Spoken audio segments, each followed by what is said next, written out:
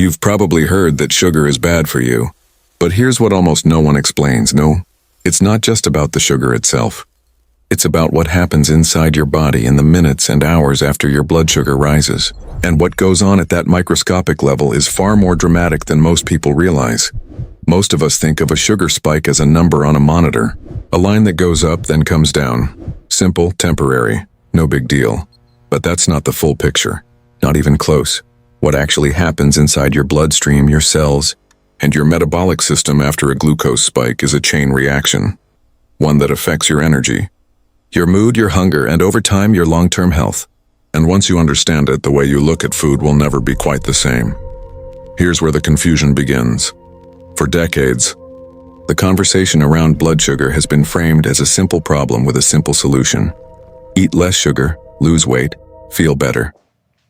But millions of people who follow that advice still feel exhausted after meals, still experience crashes in the afternoon, still wake up foggy and reach for something sweet by mid-morning.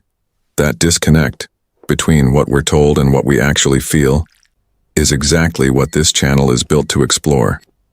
If any of this sounds familiar, drop a comment below and tell me where you're watching from. I'd also love to know, do you know someone who deals with constant energy crashes or blood sugar struggles? You're not alone, and this video is for all of you. So let's get into it. What actually happens inside your body after a sugar spike? The moment glucose enters your bloodstream, whether from a piece of fruit, a bowl of pasta, a glass of juice, or anything in between, your body immediately recognizes it as a signal. And the first responder is your pancreas. Within minutes, your pancreas begins releasing insulin. Insulin is essentially a key. It unlocks your cells so glucose can enter and be used for energy. When this system works properly, it's elegant, beautiful even. Glucose rises, insulin responds, cells absorb the fuel, levels return to baseline, done. But here's where it gets interesting. When glucose spikes fast, especially after a high sugar, low fiber meal, the signal your pancreas receives is intense. It fires back hard. A large wave of insulin floods the system. And that aggressive response can push blood sugar below where it started. This is what researchers call reactive hypoglycemia, and most people have never heard of it.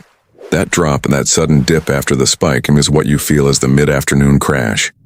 The brain fog, the irritability, the sudden overwhelming craving for something sweet or starchy, as if your body is demanding a rescue. And here's the cruel part. The very thing that caused the crash is the same thing your body now craves to fix it.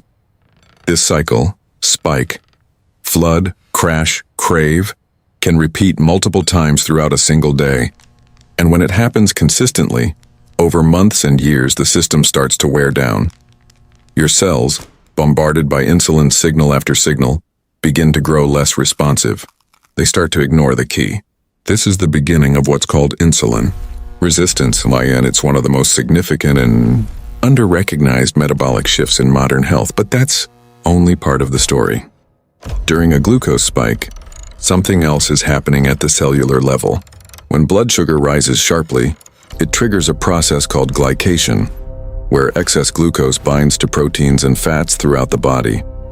Blood vessels, nerve tissue, cellular membranes. Glycation contributes to oxidative stress. It creates what scientists sometimes call advanced glycation end products, AGEs. And the accumulation of these compounds is closely linked to the aging of tissue, inflammation, and reduced cellular efficiency over time. This is why researchers who study metabolic health describe blood sugar volatility, not just high sugar, but the swings, as one of the silent contributors to how we age and how we feel day to day. Now here's something important. Understanding this mechanism doesn't mean living in fear of food. It means understanding why certain meals leave you energized for hours, while others leave you reaching for the couch 20 minutes later. It means understanding why what you eat with your glucose matter, fiber, protein, fat, all of these slow the rate at which glucose enters your bloodstream, smoothing the curve, reducing the spike. And it means understanding that for some people, especially those dealing with consistent fatigue, weight resistance, or blood sugar volatility, additional support may be worth exploring. There are natural compounds that have been studied for their potential to support healthy glucose metabolism. Ingredients like berberine, cinnamon extract, chromium, and others. These aren't magic solutions, but used as part of a thoughtful, consistent routine, they represent one of the ways people are choosing to support the system from the inside.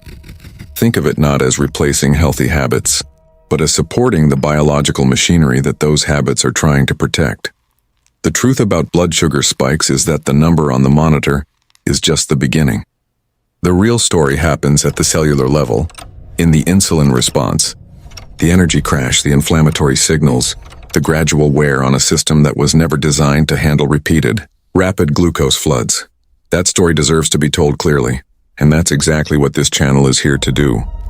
If today's video helped you understand what's really happening inside your body and why the spike matters more than most people think, then share it with someone who needs to hear this. And if you'd like to learn more about the support option and the formula we referenced today, check the first pinned comment below. There you'll find more details about the ingredients, the formulation, and how others are using it as part of their daily wellness routine. Thank you for watching. Stay curious, and I'll see you in the next one.